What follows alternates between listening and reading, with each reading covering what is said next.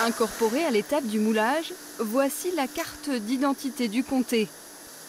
Numéro d'atelier de la cuve, mois et année de fabrication.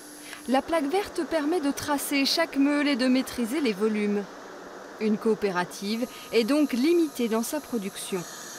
On en a 13 500 à faire dans l'année. Ça veut dire que nos producteurs ne traiteront pas plus de 13 500 comtés par an. Ils se limitent à un certain nombre pour privilégier la qualité au début de la quantité.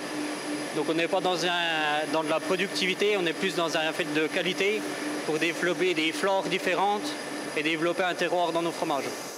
Et les gestes du fromager n'ont presque pas changé.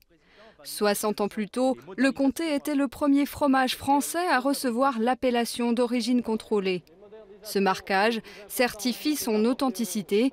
Il naît à la suite d'une décision de justice.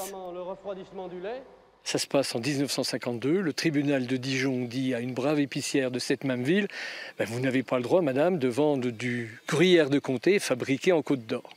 Et en 1958, un décret gouvernemental va vraiment reconnaître l'aire de production géographique. Le gruyère de comté est lié à la Franche-Comté. Puis, en 1970, une charte du comté est signée entre producteurs de lait. Elle garantit la qualité de ce fromage, un fromage qui se démarque désormais de l'emmental et du gruyère. On a voulu dans cette charte prévoir la concentration qui est un point, mais surtout la commercialisation derrière. Et nous ne voudrions pas que la coopération soit en position de faiblesse en face du secteur industriel qui lui est dynamique. En gros, il faut toujours comparer la Bretagne à la région du comté. Puis on voit bien quand même 10 grosses unités de production avec un litrage 3 fois supérieur à notre région. Et puis nous, 152 ateliers avec une qualité de produit, des notions de cru. En gros, on a fait comme le vin, quoi.